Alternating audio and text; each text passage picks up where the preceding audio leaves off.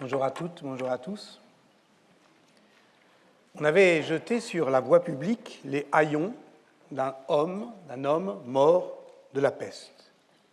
Alors voici deux porcs qui s'avancent. Ils touchent le tissu de leur groin, puis le mordent à pleines dents et s'en frottent les joues. Moins d'une heure plus tard, voyez-les qui titubent comme s'ils avaient pris du poison et tombent, raides morts, sur les haillons qu'ils avaient malencontreusement saisis. C'est Boccace qui raconte cette histoire. Elle paraît bien banale, presque incongrue, dans la description hallucinée de la peste à Florence qui fait frontispice au Décaméron. Cet effroi, dit-il, qu'il nous faut traverser si l'on veut recommencer à se raconter des histoires, à se sauver en narrant. Horrible commencement, dit-il, pénible et poignant début, dit-il encore, dont nous avons maintes fois ici convoqué l'analyse. Or, cette anecdote est introduite comme une chose prodigieuse, à peine croyable, qu'il ne raconte que parce qu'il l'a vue de ses propres yeux. Maravillosa cosa è udire quello che io devo dire. Écoutez ce prodige qu'il me faut dire. Si je ne l'avais, comme beaucoup, vu de mes propres yeux, j'oserais à peine le croire, encore moins l'écrire, l'eussé-je entendu dire de personnes dignes de foi. Un prodige, vraiment? Il n'y en a guère dans la narration boccacienne. Des tours, des détours, des ruses, des trucs, oui, sans doute, mais des mirabilia, non. Boccace écrit une comédie humaine, trop humaine. Humana cosa è, c'est le premier mot du Décaméron. Ces choses humaines d'eux. Il ne s'intéresse pas aux causes de la peste. Elles sont astrologiques et divines, oui, admettons, il le dit, mais il le dit pour ne plus y revenir. Non, ce qui l'intéresse vraiment, évidemment, ce sont les effets, et notamment les effets sur le langage de la peste. On va plus cesser de dire dans Boccace, dico che e così dico adunque che, et pourtant ce que l'on a vu dans la peste, ce que on a vu venir dans le temps de peste, cela outrepasse notre capacité de dire. Ça se propage, ça déborde, ça afflue. C'est un déferlement inexorable, irrésistible. Rien ne l'arrête. À tout cela, écrit Anafontes Barato, le Décaméron, en son entier, va opposer son enquête sur le résistible, sur les capacités au jour le jour et au cas par cas de desserrer l'étau des contraintes. Ce qu'on appelait la semaine dernière, en toute fin de séance et dans un contexte plus dramatique encore, lancer une pierre sous la roue de l'histoire afin de l'arrêter. Un mal qui répand la terreur, donc. Mais qu'y a-t-il de si prodigieux dans cette petite fable des deux animaux malades de la peste? Le fait, justement, qu'ils soient affectés par une maladie humaine. Le prodige, ici, c'est le saut d'espèce. Nous qui pouvons nommer ce mal Yersinia pestis, nous qui le reconnaissons, nous qui savons qu'on en lit là le double narratif, nous savons que c'est par le rat et sa puce que la peste vient aux hommes, nous savons que ce sont d'autres mammifères, sans doute, comme la marmotte, qui servent de réservoir animal à l'agent pathogène quand il sommeille. Nous savons même qu'aujourd'hui encore, des animaux comme les chiens de prairie aux États-Unis meurent de Yersinia pestis. Bref, on l'a vu l'année dernière, l'histoire naturelle de la peste compose un monde de vivants, humains et non humains. Or, c'est bien ça qui est en jeu ici chez Boccace. Il va décrire la bestialità de la société de peste, où la barrière d'espèce entre homme et animal est tombée. Il va décrire une forme de déshumanisation dans la mort de masse. Et on a vu ensemble que c'est ainsi que l'on devait lire sa description de la panique funéraire, irréaliste, mais vraie. Irréaliste parce qu'elle ne correspond pas aux réalités archéologiques, mais vraie parce qu'elle donne à imaginer et à comprendre ce débord de toute capacité de l'homme à dire et à affronter la catastrophe. Et voilà le détail décisif. En fouinant dans les haillons d'un pestiféré, les porcs, écrit Boccace, agissent selon leurs usages, secondo il loro costume, alors que les Florentins, frappés par la peste, vont, eux, s'écarter des primi costumi dei cittadini, des lois fondamentales de la solidarité humaine. En bref, ils vont vivre comme des porcs. On sait que ce n'est pas vrai, que là encore, il ne faut pas prendre cette accusation au pied de la lettre, mais elle nous met pourtant sur la voie de quelque chose. Mais de quoi? C'est un essai de micro-lecture que je vais tenter de m'atteler à partir de maintenant. Bien évidemment, le cochon n'est pas n'importe quel animal. Parce qu'il se vautre dans la fange, il symbolise dans le bestiaire animal la saleté, la gloutonnerie, la lubricité, mais aussi la colère. Dans le même temps, c'est un cousin de l'homme, comme l'ours et comme le singe. Oui, mais pas pour la même raison, ainsi que l'a montré Michel Pastoureau. Nous partageons avec l'ours la même prestance, la même manière de nous tenir debout, de nous asseoir ou de nous coucher sur le côté, de nager, de courir, de grimper. Et voilà pourquoi il est si simple pour l'homme de faire l'ours, ursum facere. De là, tous les rituels de déguisement. Avec le singe, c'est l'inverse. Il ne ressemble pas à l'homme per naturam, mais par sa lâche imitation, per imitationem ignavam. Il simule l'homme, d'où son nom latin, simia ou simius. Il nous simule comme le diable, singe Dieu. Voilà pourquoi il est maléfique. Mais physiologiquement, c'est du cochon dont nous sommes les plus proches. Même si, du point de vue extérieur, la ressemblance n'est pas toujours évidente, je remarque au passage que, rapporté aux catégories de Philippe d'Escolin, une équivalence d'intériorité par-delà la différence des physicalités caractérise l'ontologie animiste.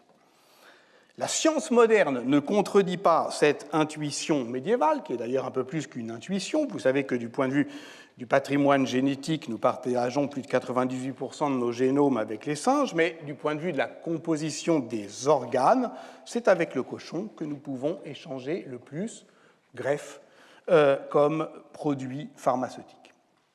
Au-delà du jeu de mots latin porcus corpus, la connaissance de l'anatomia porci, pour reprendre le titre d'un ouvrage de l'école de médecine de Salerne attribué à un mystérieux maître chirurgien du nom de Coffon, est la base de l'étude de l'anatomie humaine, notamment à la faculté de médecine, au point que dans la faculté de Montpellier et de Padoue, on utilise près de 500 porcs par an pour des exercices de dissection. Signalons au passage que, contrairement à une idée reçue, l'Église n'a jamais formellement interdit la dissection humaine, seulement la profanation des corps et leur dispersion depuis la décrétale de Boniface VIII en 1298. Et donc en 1348, Clément VI a explicitement ordonné l'autopsie publique de cadavres pestiférés dans l'espoir d'y découvrir l'origine de la maladie, mais que ce n'était pas une transgression majeure. Reste que le cochon est dans l'Ancien Testament, et notamment pour son grand commentateur Maïmonide au XIIe siècle, la bête impure, proche de l'homme, tout proche, mais impur. Dans le Talmud, il n'est pas désigné autrement que comme davar aer, une autre chose. Et c'est pourquoi, en inversant le tabou, la propagande antisémite désigne les Juifs comme des cochons, ce qui est déjà étrange, puisque s'il est assez banal d'assimiler l'autre à ce qu'il mange, il est plus surprenant de le confondre avec ce qu'il s'interdit de manger, conciliant ainsi identité et prohibition, ce qui est effectivement, je crois, le cœur de ce qui va être ma démonstration. Nous voici sur une piste intéressante. Dans son enquête ethnographique sur les pratiques paysannes traditionnelles, qui consiste à faire le cochon, comme on disait dans les campagnes, Claudine Fabre-Vassas a montré que cette bête singulière, c'est le titre de son livre qui est paru en 1994, La bête singulière, les Juifs, les chrétiens et le cochon, cette bête singulière, donc, ne désigne pas seulement le bon gouvernement domestique, mais une identité indemne de l'impureté. Nous y revoilà. Manger du cochon permet de se différencier des Juifs, et ce depuis le concile d'Antioche du IIIe siècle, qui recommandait la consommation de porc qu'exècre la charnelle synagogue. Si l'agneau est l'emblème lumineux et patent du christianisme, le porc en est son emblème sombre et latent.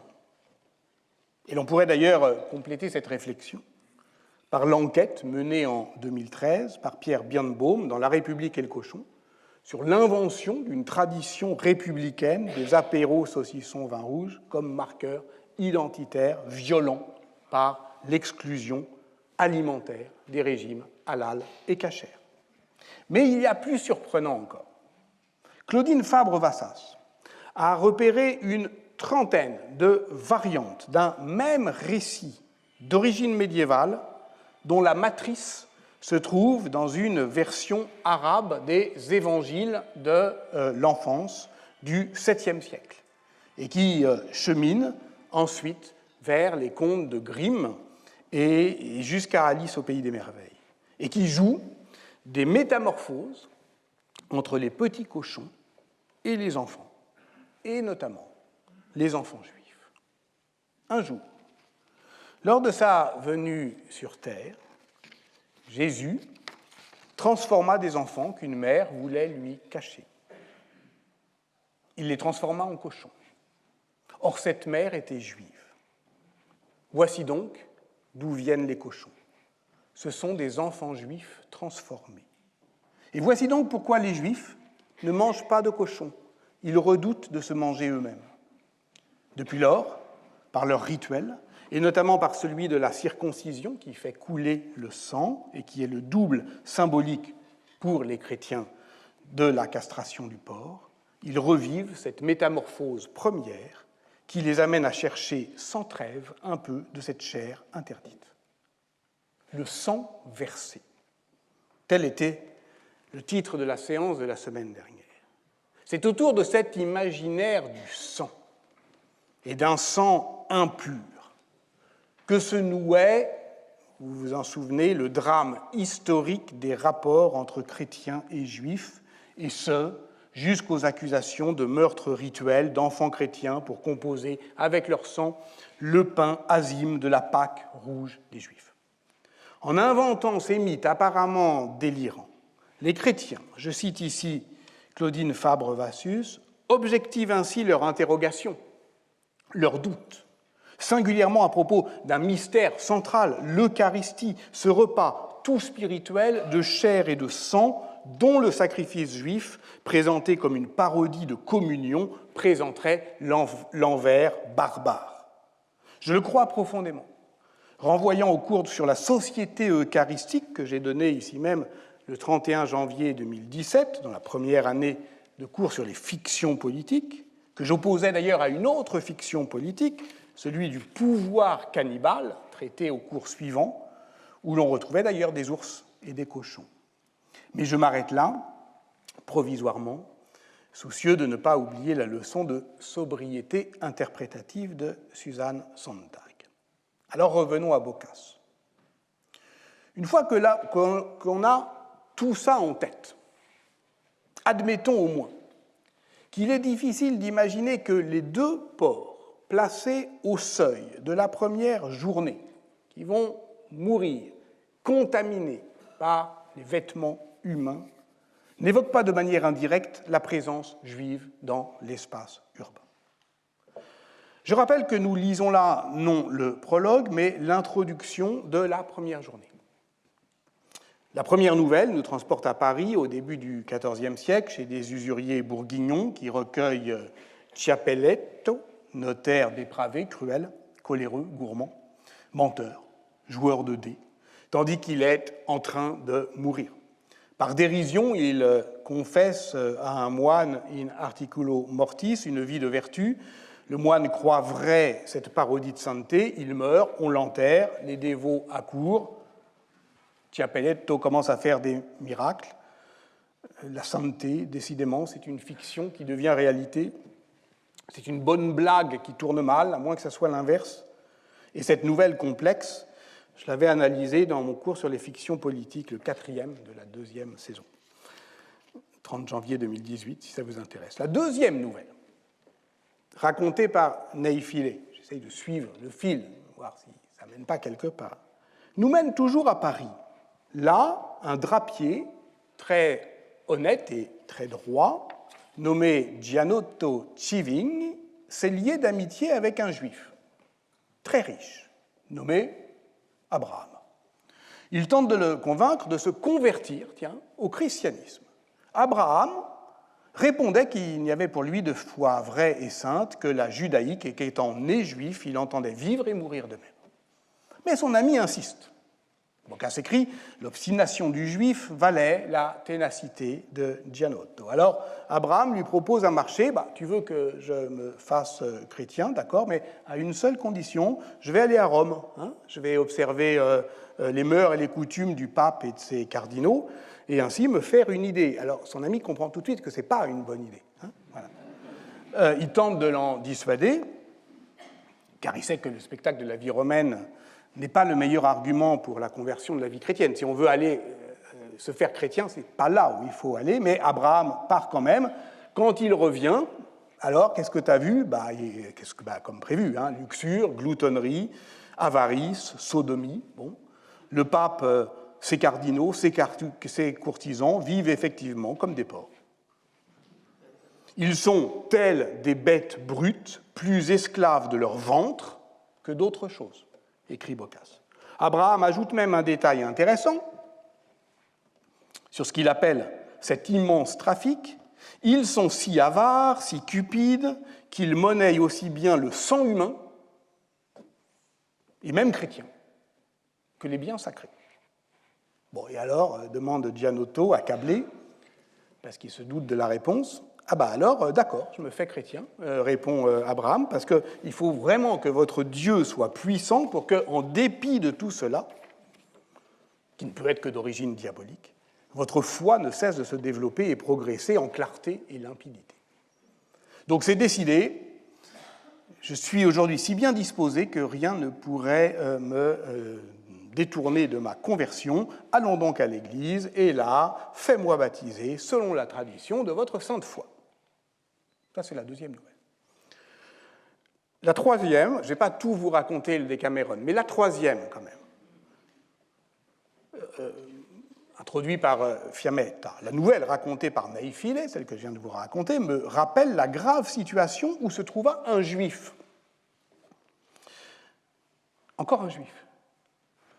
Et pas n'importe lequel, puisqu'il s'agit de Melchisédech, le roi de Salem, dans l'histoire d'Abraham, roi de justice et de paix, roi et prêtre, dont Marcel Simon a montré l'importance dans la polémique entre juifs et chrétiens. Boccace le saisit au moment où il est en danger de mort. Saladin, sultan de Babylone, a besoin d'argent et veut contraindre le juif Melchisédech, usurier d'Antioche, très avare, évidemment, de lui en fournir. Mais c'est Saladin, c'est un souverain plein de valeur qui ne veut pas user de la force. Ou alors, dit Boccace, en la masquant. Il le fait venir et lui demande de dire quelle est des trois lois, celle que tu tiens pour vraie, la juive, la sarrasine ou la chrétienne. Melchisédech comprend que Saladin veut l'entraîner dans le piège des mots. Il est dans la situation de Scheherazade dans les 1001 nuits. Il lui faut raconter une histoire pour sauver sa vie, comme d'ailleurs les conteurs de Boccace. Il aiguisa son esprit et trouva rapidement ce qu'il devait dire. C'est une question intéressante, monseigneur, et pour y répondre, il me faut vous dire une courte nouvelle. Cette nouvelle, enchâssée dans la nouvelle, est la parabole des 3 anneaux, qui bénéficiera par la suite d'une transmission autonome. C'est l'histoire d'un homme riche qui possédait une bague et désirait qu'elle soit transmise en héritage par lignage patrilinéaire, mais sans compter sur le droit d'aînesse à son fils préféré. Au bout de plusieurs générations, elle parvient à un père qui lui-même a 3 fils également vertueux. Et il ne sait lequel choisir. Alors il demande à un orfèvre d'en fondre 2 semblables. Chacun des 3 a la sienne, chacun évidemment croit qu'il est le seul à l'avoir, mais quand le père meurt, et devant l'impossibilité de discriminer l'original, je cite Boccace, la question de savoir qui était le véritable héritier du père resta et reste encore en suspens.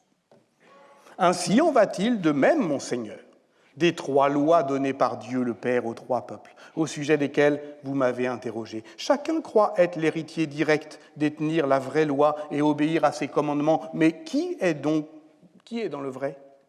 Comme pour les bagues, la question n'a pas encore trouvé de réponse. L'histoire plaît à Saladin, qui sauve Melchisédek.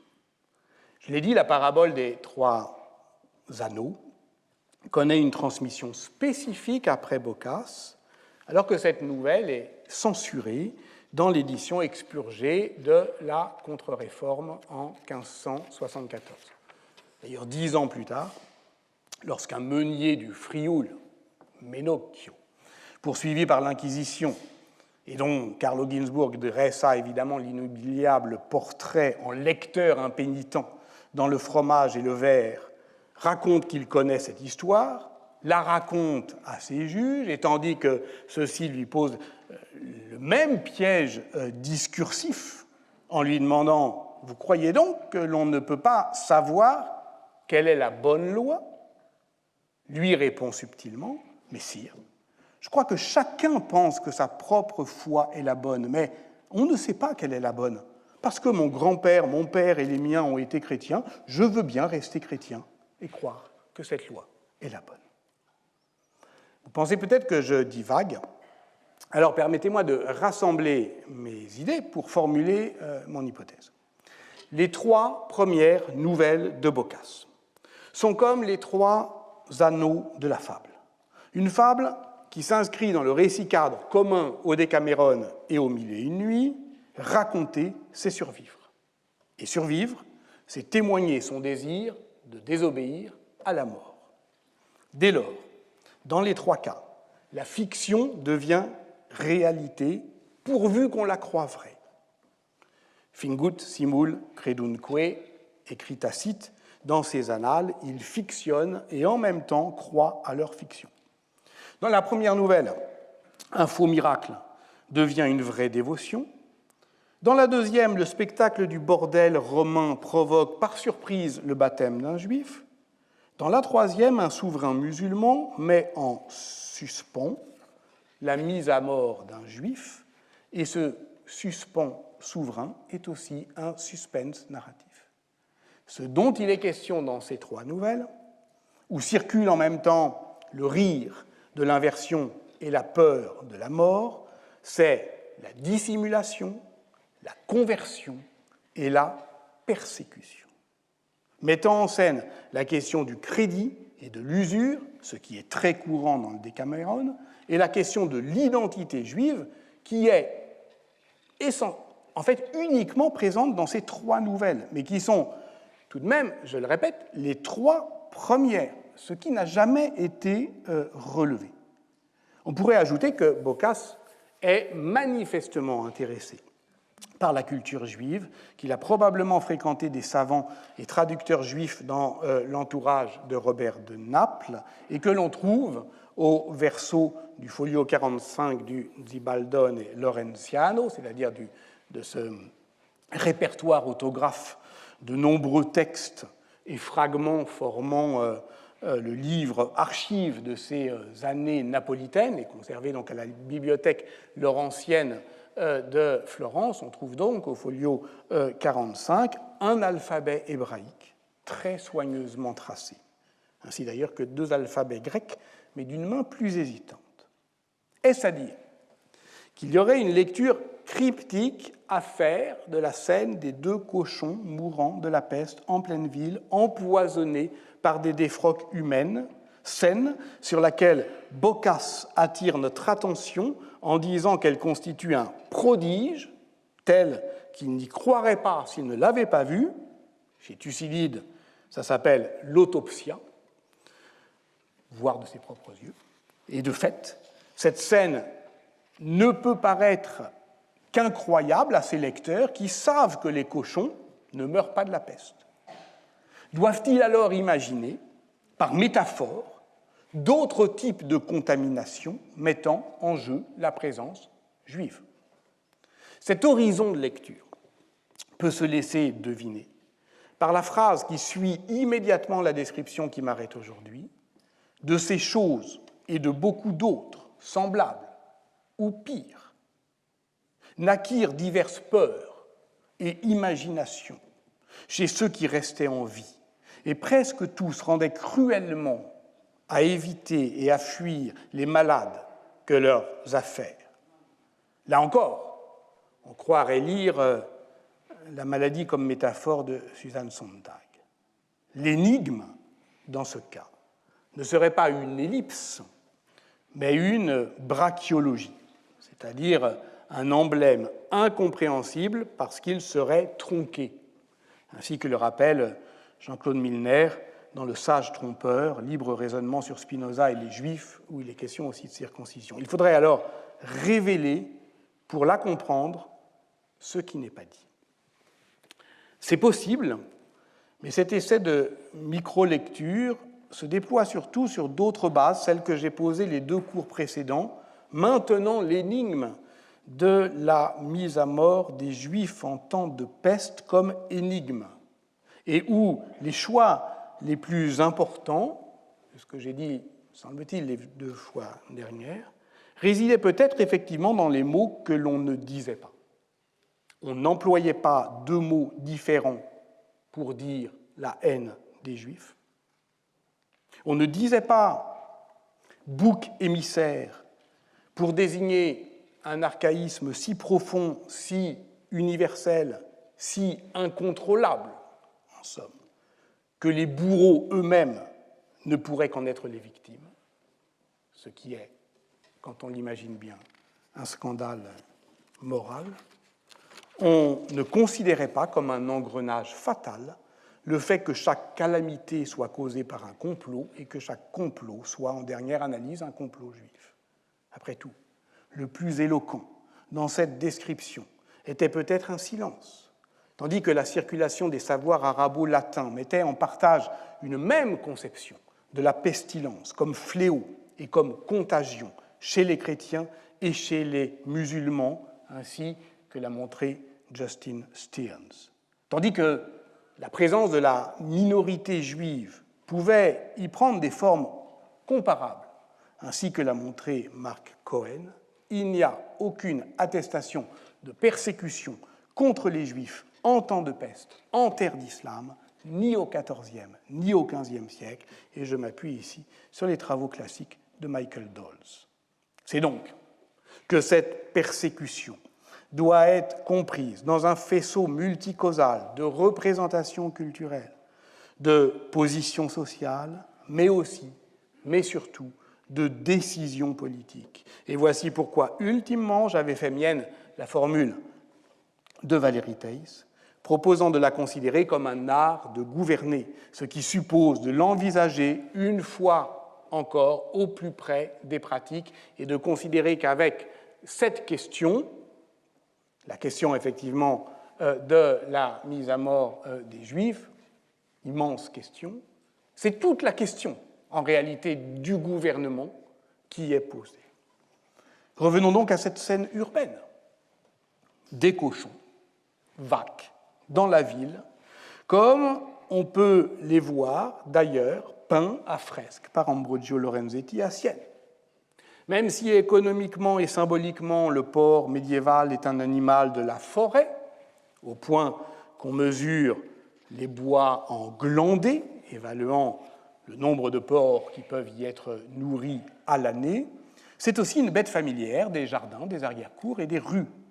Il n'y a pas de porcher qui garde les cochons dans les soux. Le cochon est médiéval, est vagabond et omnivore. Il circule librement pour trouver la nourriture là où elle est. Et ici aussi, ambivalence.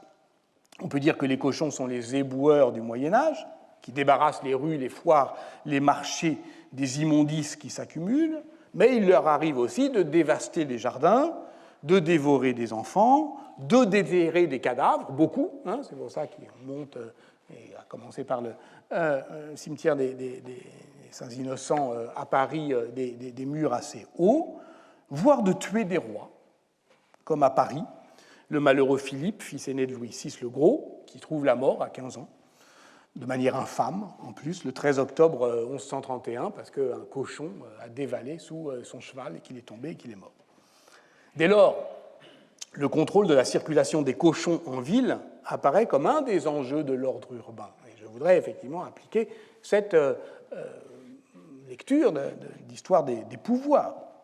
La question est de savoir si la crainte de l'épidémie en précipite, en exacerbe ou en intensifie la prise de conscience.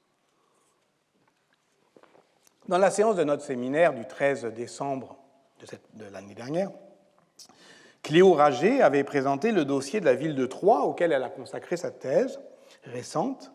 Une charte royale de Philippe VI, roi de France, datée de juillet 1349, y ordonnait l'exclusion des porcs hors des murs de la ville, car leurs soux étaient des lieux, je cite, moult corrompus, et que la dite corruption est moult périlleuse, mêmement pour cause de la mortalité qui à présent connaît, qui a cause aux bourgeois et habitants des dix villes.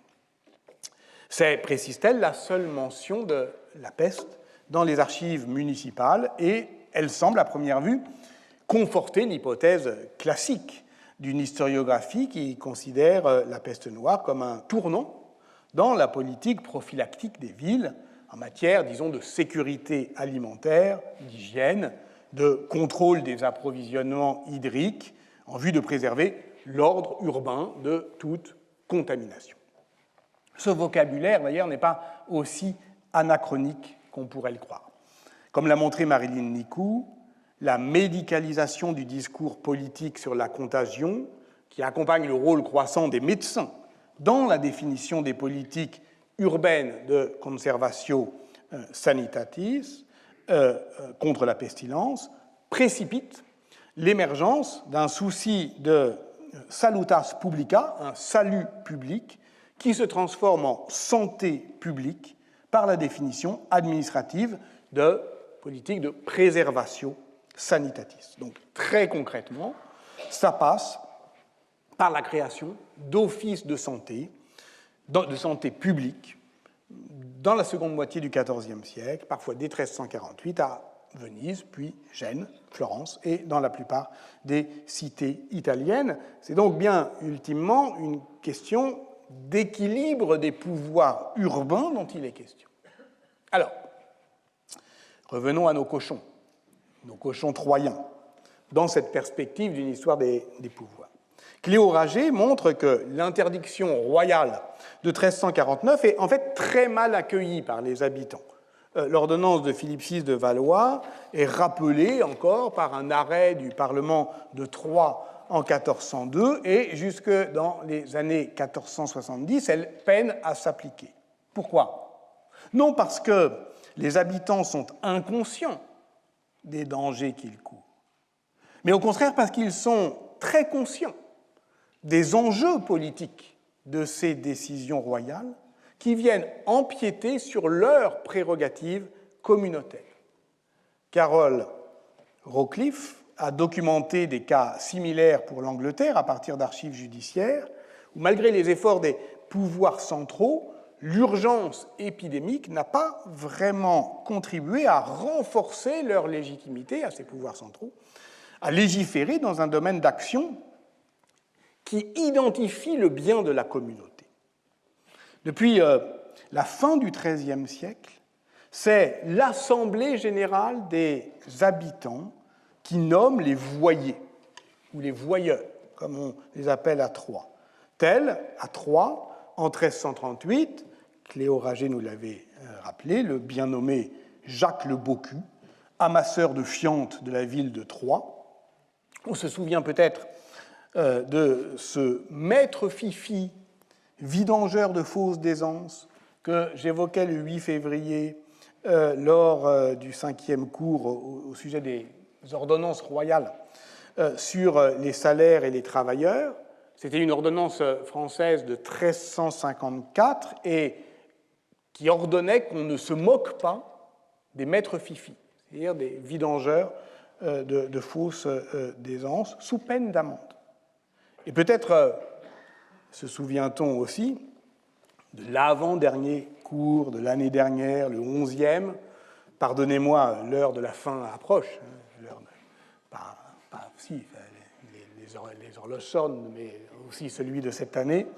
Donc, j'ai inévitablement l'humeur récapitulatrice. En tout cas, le 30 mars 2021, enfin, il y a un an, presque jour pour jour, j'évoquais les vidangeurs de peste, ces pizzigamorti, chargés de ramasser les cadavres et de brûler leurs vêtements, justement, qui étaient si méprisés, si effrayants, que les Vénitiens du XVIe siècle les prenaient pour des bêtes qui allaient les dévorer, et que les Milanais du XVIIe siècle les confondaient avec les untori, ces semeurs de peste, nous y revoilà, qui badigeonnaient un liquide jaunâtre sur les maisons pour empoisonner leurs habitants.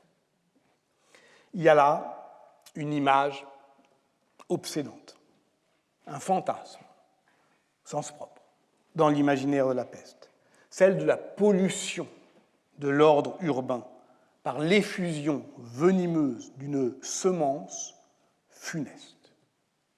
Tentons d'en suivre la trace.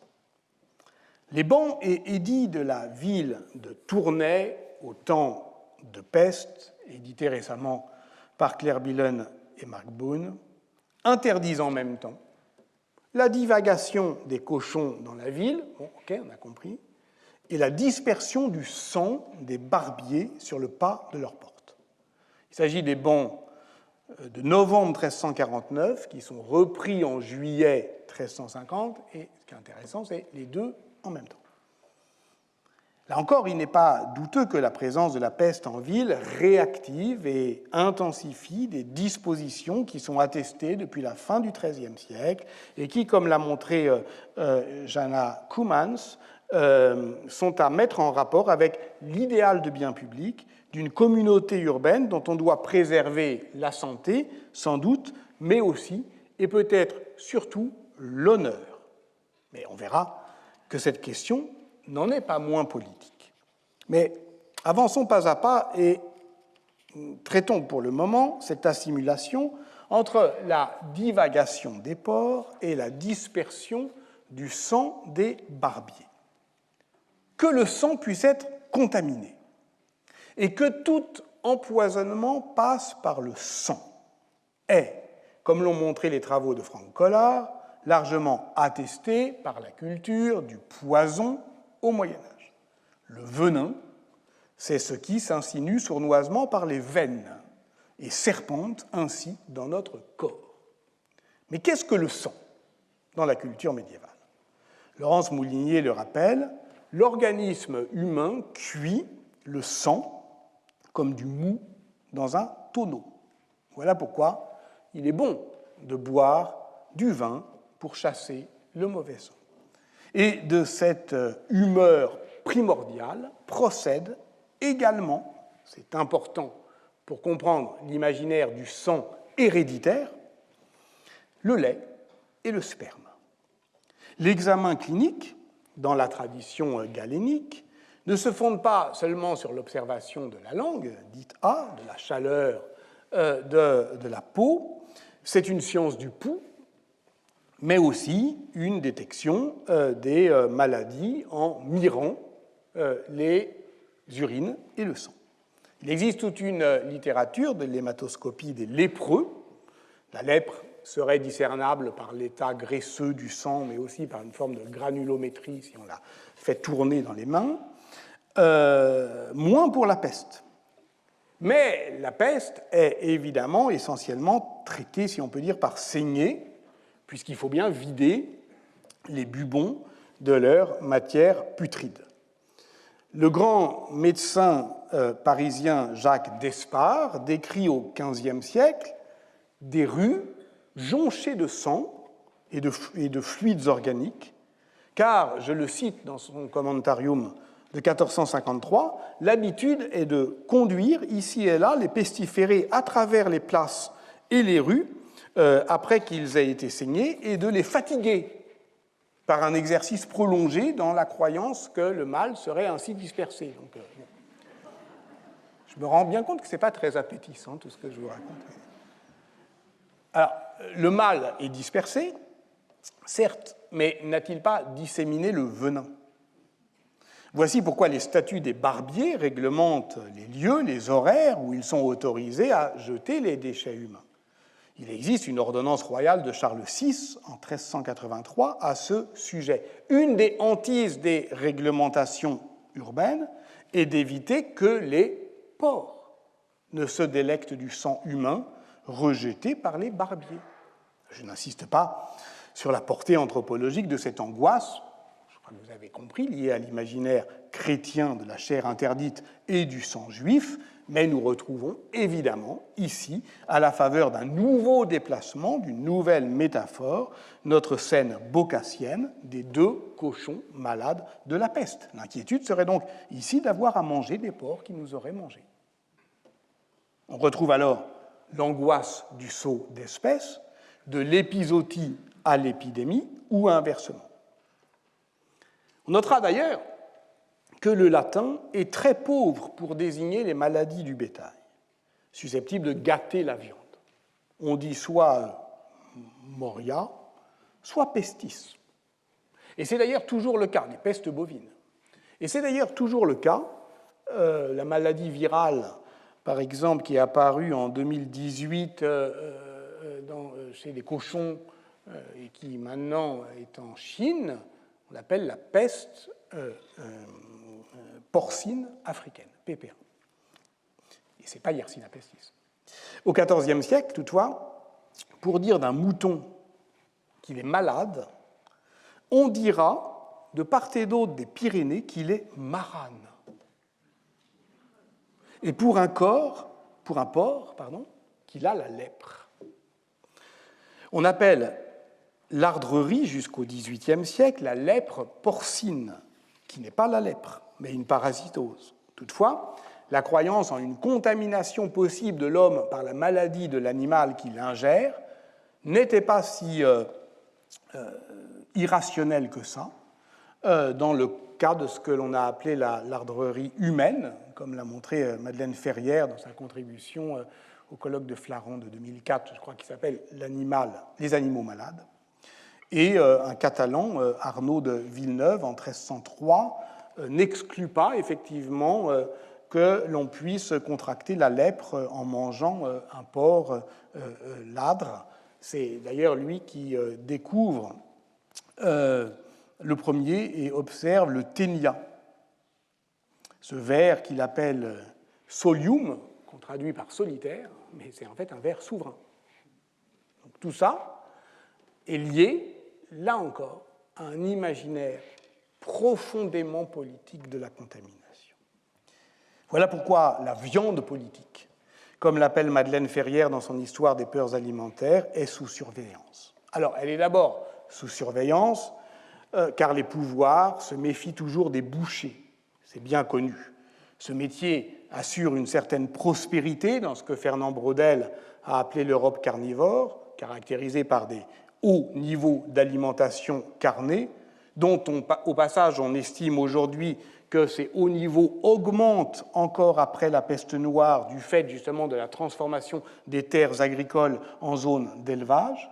Donc c'est un métier prospère, mais infâme dans la taxinomie médiévale, car pèse sur lui le tabou du sang. Et cette contradiction existentielle, le fait qu'ils ne peuvent pas convertir leur capital économique en capital social, ou alors que le taux de change est très défavorable, comme aurait dit Pierre Bourdieu, eh bien, cette contradiction existentielle fait déboucher les protagonistes des sociologies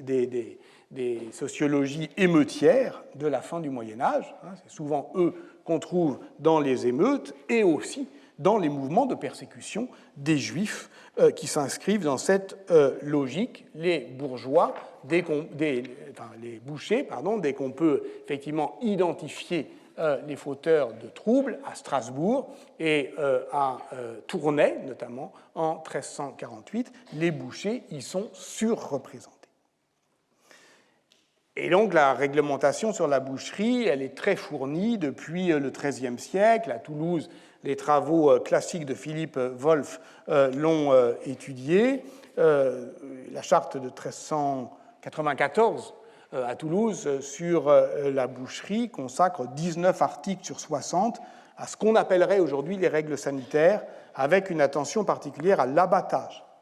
L'abattage se fait en ville, mais le voisinage de la tuerie, où sont rejetés les restes d'équarrissage, est identifié comme dangereux. L'ordonnance de Jean le Bon en 1363 tente de limiter la divagation des porcs, encore, en interdisant qu'ils se nourrissent, évidemment, près des tueries, chez les barbiers et dans les maladreries, c'est-à-dire les léproseries. Mais il ajoute qu'on craint aussi la contamination avec les mazelles des Juifs. Les deux systèmes d'abattage doivent être bien distincts. Et d'une manière générale, à Gérone par exemple, les aliments frais sont protégés de la souillure des Juifs, des prostituées et des femmes, d'une manière générale, dont, c'est bien connu, le flux menstruel provoque toujours des catastrophes alimentaires. Comme les lépreux, mais aussi comme les cagots, les Juifs sont caractérisés par ces flux de sang. Voici pourquoi ils ont la barbe rouge, voici pourquoi ils sont roux, comme Judas, soumis au désir comme la plus rouge des femelles, la truie. Voici pourquoi, pour Thomas de Cantimpré au XIIIe siècle, et pour toute une tradition après lui, les hommes juifs ont des règles.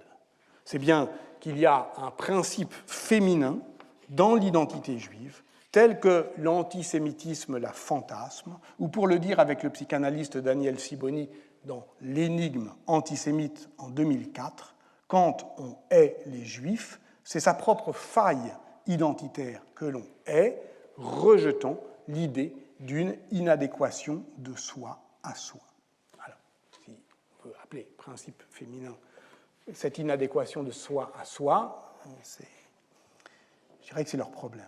Si l'on prend en compte cette dimension anthropologique de cette angoisse de l'écoulement, c'est-à-dire pas seulement d'une effusion nocive ou d'une contamination par dispersion, comme avec les barbiers, mais bien de la pollution sexuelle qui liquide l'identité, on peut tâcher de saisir la pleine cohérence des politiques urbaines d'après la peste, qui tentent de préserver l'honneur de la communauté. Est-ce un hasard, par exemple, si, dans la seconde moitié du XIVe siècle, la lutte des pouvoirs urbains s'intensifie contre les jeux de hasard, le blasphème, la prostitution,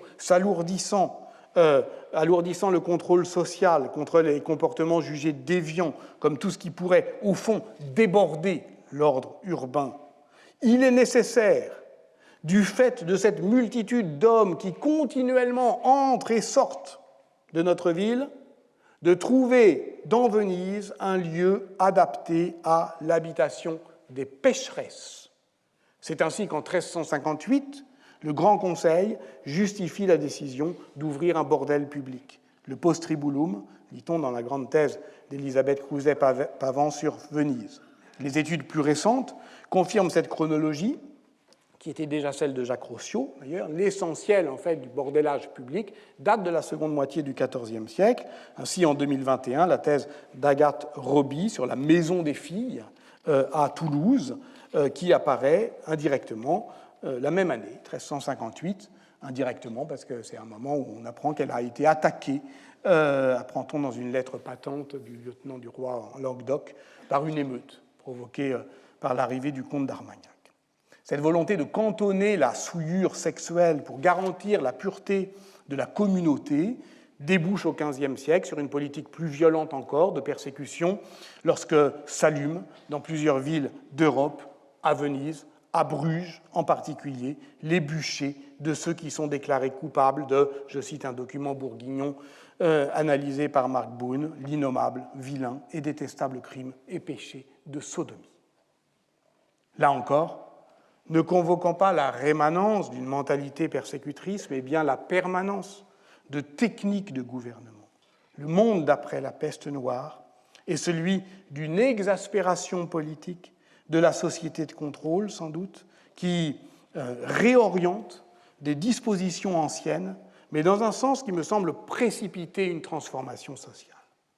Prenons pour tenter de s'en convaincre l'exemple fameux des statuts urbains de Pistoia, cité toscane de 11 000 habitants, au nord-ouest de Florence, le 2 mai 1348. Le Conseil des Anciani édicte ses Ordinamenta Sanitatis Tempore Mortalitatis. La peste, alors, temps de mortalité, fait rage. On en mesure l'impact d'ailleurs dans le fonctionnement même de l'administration communale. Le 18 juin, on décide de réduire de 24 à 12 le nombre d'officiers chargés de la dépense publique, parce qu'il n'y a plus assez de monde. On réduit aussi le Conseil de peuple de 100 à 60 membres à la fin du mois de juin, et le livre des réformes et provisions n'est plus rédigé jusqu'en octobre. Mais les Ordinamenta Sanitatis, eux, sont copiés le 2 mai sur 6 grands folios des statuts urbains et amendés et complétés le 23 mai, dans le sens d'ailleurs d'une rigueur renforcée pour la réglementation des funérailles. Les premiers articles concernent l'interdiction de circulation des hommes, du bétail, des marchandises entre Pistoia d'une part, Pise et Lucques d'autre part. Les draps de lin ou de laine importés doivent être brûlés en place publique. Il est interdit d'introduire des cadavres dans Pistoia et d'une manière générale d'empêcher, la formule est frappante et extraordinairement explicite, qu'aucune matière contaminée ne puisse entrer dans le corps des citoyens de Pistoia. La formule donc vise une conception globale de la contagion. Materia infirmitatis. Sans surprise, on trouve des dispositions sur les bouchers, sur le sang des barbiers, sur la divagation des porcs. Mais l'essentiel porte, je l'ai dit, sur les pratiques funéraires. Que les corps soient placés dans des cercueils de bois dont on cloue le couvercle pour que n'en sorte pas d'odeur nauséabonde. Il y a une sorte d'insistance particulière sur la perception olfactive des miasmes, que l'on creuse les tombes profondément, que l'on n'entre pas dans la maison des morts. Et les nouvelles dispositions du 23 mai rendent ce contrôle plus strict encore en interdisant que les personnes qui suivent les enterrements raccompagnent les parents des défunts jusqu'au seuil de leur maison, en prohibant le port des cierges, en réglementant celui des cercueils, pour lesquels seuls 16 hommes nommés dans chaque porte de la ville sont accrédités. Alors, ça, on le comprend dans une logique notre logique de la santé publique.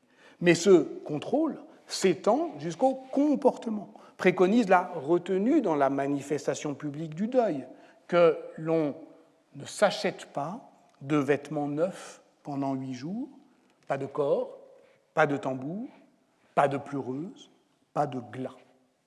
Ces dispositions se comprennent donc dans une conception élargie de l'honneur de la ville et du contrôle social.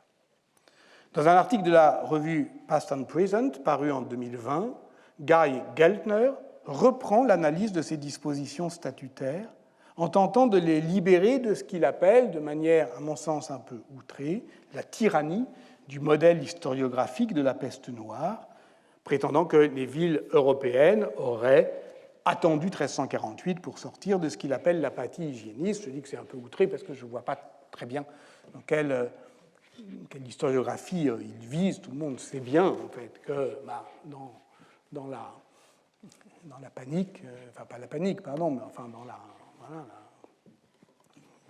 dans l'urgence, les gouvernements urbains n'inventent pas des dispositions qui n'étaient pas déjà là, mais enfin ils les orientent, ils les réorientent dans une autre direction, et c'est ça qui m'intéresse. Alors ce que fait Guy Geltner, c'est qu'il ramène assez efficacement, effectivement, les statuts du 2 et 26 mai 1348 à des dispositions antérieures qui, à Pistoia, étaient celles des statuts urbains de 1296 et de toute une série d'édits des années 1330. Et pour élargir la focale, il s'appuie sur son enquête générale qui concerne le contrôle des routes et des cours d'eau dans les cités italiennes. Son livre de synthèse est paru en 2019, qui montre que le souci de la conservatio sanitatis passait d'abord par un contrôle politique des réseaux de circulation, par notamment la magistrature des viarii, et que l'essentiel de ces magistratures est évidemment antérieur à 1348. Mais le plus intéressant, à mon avis, dans son argumentation, ce n'est pas, je l'ai dit, la démonstration en antériorité. C'est, d'une certaine manière, le fait qu'après la peste noire, ces dispositions se réorientent dans le sens d'une conception générale d'une communauté politique que l'on veut indemne de la contamination par toute forme d'impureté, une idée de la contagion escortée par ces métaphores sanglantes, des métaphores qui trouvent, sinon leur origine, du moins leur expression la plus virulente, la plus foisonnante, la plus productive, disons, je le crois, dans la haine des Juifs, et que cela constitue un tournant dans la gouvernementalité, le tournant d'un pouvoir immunitaire. On sait là encore jusqu'où cela va nous mener. Et en matière de politique urbaine, de santé publique, comme pour l'histoire des persécutions. C'est vrai qu'il est difficile de se tenir face à la souffrance des autres à contrepente de la téléologie, en ne dévalant pas ces pentes fatales. Que risque-t-on, au fond, à se laisser emporter par le penchant d'une histoire orientée? Ce qu'on risque vraiment, c'est d'éteindre ou d'ensommeiller notre capacité d'étonnement, ou de la placer mal, là où elle n'a pas à être. Par exemple, la semaine dernière, l'histoire bien connue des puits empoisonnés a trompé notre vigilance. On accuse les Juifs et les lépreux d'empoisonner les puits en 1320. Cette accusation revient en 1348. Quoi de plus normal? C'est un complot. Dans les théories contemporaines du complot, n'appelle-t-on pas technique d'empoisonnement du puits la manipulation qui consiste à délégitimer par avance le discours d'un adversaire en faisant circuler une fiction qui pollue à la source sa parole? Par exemple, Obama n'est pas américain, il a menti. Donc à partir de ce moment-là, on a empoisonné le puits. Après tout, avec l'idée de source, l'historien est à son affaire, puisqu'une partie de sa croyance professionnelle vient du fait qu'il a des sources, qu'il suffirait de revenir aux sources pour que la vérité coule, claire, limpide, qu'elle coule de source.